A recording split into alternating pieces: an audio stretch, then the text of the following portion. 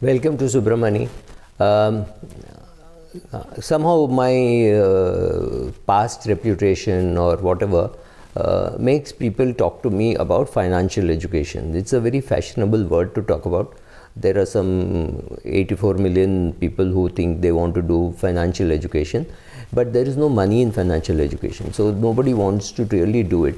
Though every organization or every body representing a certain set of people, like say Reserve Bank of India or SEBI or IRDA, will all make the right sounds about financial education, but I don't see any great nice effort made at improving financial education. So financial education is something which we will all talk about, and then we will say, see, the retail investor does not want financial education. It is not to say that the retail investor does not want financial education. This is exactly how the offer document of a mutual fund or a balance sheet is made. It is made so complicated that the common man does not want to touch it, not because he does not have the brains to touch it, but just made in a very shabby manner. It is not friendly at all. So our financial education is also like that.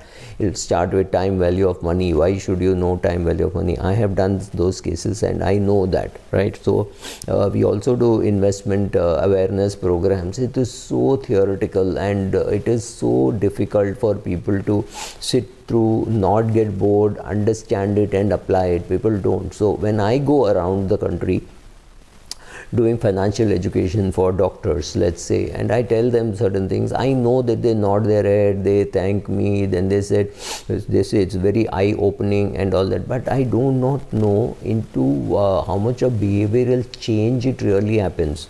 Do they really then shift from a total equity portfolio to a mutual fund portfolio? Do they buy equity shares? Do they do that? I don't know.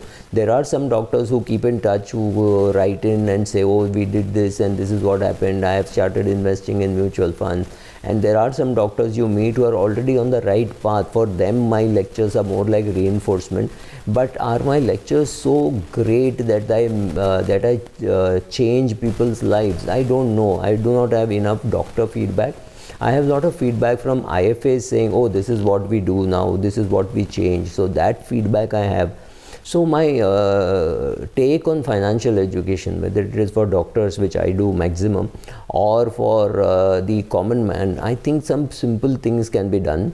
When you attend a financial education class, go very clearly with what are your objectives, because if you don't have any objectives, you can go attend a meet and be very happy saying, wow, he said very sensible things, sahi hai, tali bajaya, सीटी बजाया, खाना खाया, हो सके कहीं मिले तो दारू पिया. But end of the day, if it does not change your behavior and you continue to make mistakes, the kind of mistakes that I see is people save too little. Then people think it is, what is the point if I can save only 6,000 rupees a month or only 10,000 rupees a month? These are not small numbers. Please do it. Even if it is 1,000 rupees a month at the age of 22, it's not a bad start. Even if it is 2,000 rupees per month at the age of 23, it's not a bad number to start with. Yes, ideally you should have started with 10,000 rupees the day you were born. Your father should have done it for you. If he has not done it, don't sit and crib about it. Make your start, right? So do that. I still remember that when I went to meet one of the regulators, I don't even want to name the head of the regulator, he had just joined in about a week or 10 days back. And he said, Mr. Subramaniam, we should do something about financial education. And I was, tired and said, oh my God, not once more here. I'm not going to answer this question. So he asked a very naive question saying, I think financial education is very important and we should make a start. Where should we make a start? And now I got into my mischievous best and I said, yes sir, I think financial education is very important and it is a very good place to start. He said, which? I said, this. The current place where we are sitting is the place to start, because your own officers need a lot of financial education.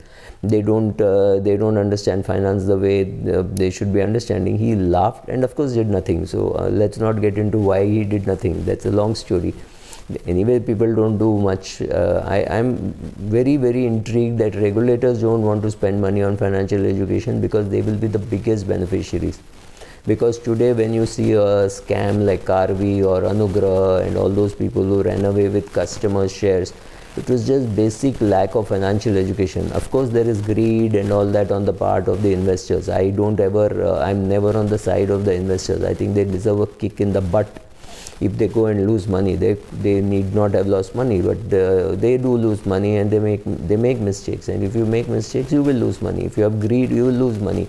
If you're not diligent, you will lose money. So that apart, that is what I'm telling them. But I'm saying we can make it simple. We can say, for example, how much insurance you need 10 times your annual income. Though I know it's completely wrong, because I think it should be a function. Maybe it should be 15 times your annual expenses, but it can't be 10 times your annual income, because two people earning 20 lakhs a year.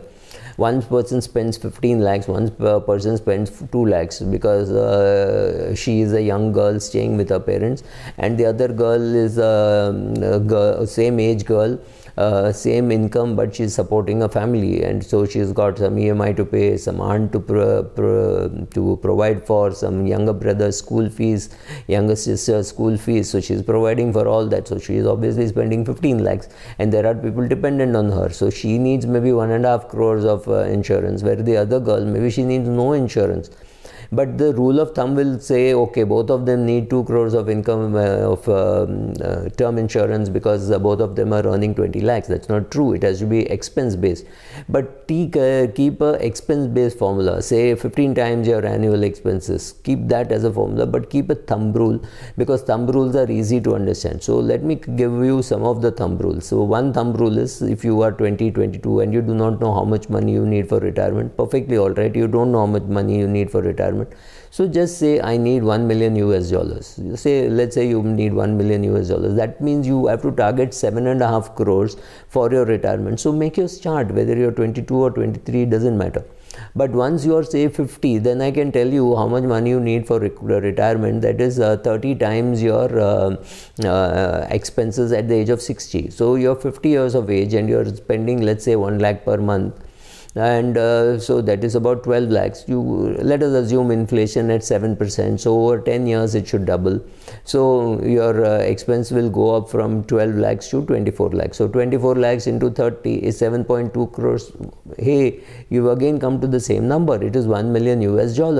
So $1 million is what this 50-year-old is going to require, and the 22-year-old is also targeting $1 million, because I'm assuming that the US dollar will continue to rise against the rupee at 4-5%. So that is the extra inflation that you're providing. So by the time this youngster becomes 50-year-old, that $1 million may mean 15 crores. I'm just putting in some numbers. I've not done any calculation, just putting in some numbers. So you could do that. So how much insurance you need? 10 times. How much of a retirement corpus you need? 7.5 crores. How much should you borrow? I've created a rule which says 3, 20, 30, 40. So go and have a look at it. How much of debt should you have? Again, total debt. I'm talking of home loan, car loan, everything put together. The EMI should not exceed 30% of your take home pay. Now what happens is, if we create these thumb rules, how much should you have in equity and how much should you have in debt? You should have your age in debt, right? So if you're a 65-year-old, you should have 65% in debt and 35% in equity. You should have 90%. If you're for a 90-year-old, you should have 90% in debt and 10% in equity. This is not a very bad rule, though of course for each person it will be different. I can't use the same rule for Mr. Azim Premji, for Azim Premji's secretary, and for Mr. Azim Premji's driver. I cannot use the same thumb rule, right? So, but thumb rules are good indicators for 90% of the world's population. So if you are a typical middle class person earning anything between 5 lakhs and 50 lakhs, then these rules will work for you. So if you can make simple rules like this, and how much should you spend, how much should you, again there is a rule, we can create all those rules. Let me decide, okay, this is a very interesting thing. Let me put all the thumb rules in one place. I've just said something ad hoc. So how much you spend, how much you insure, how much you should save for retirement, for all this there are rules, and I have spoken about this in various parts of my YouTube channel. but let me put all this together. But I think when you do this and I give you cards, if I give out handout cards, this is this rule and this is what it means and this is what you should do, and I give you those cards, say 4 cards, 5 cards, 10 cards, then people can take and relate to it much better than people can relate to what is face value, what is future value, what is term insurance. People don't appreciate that. This might be better.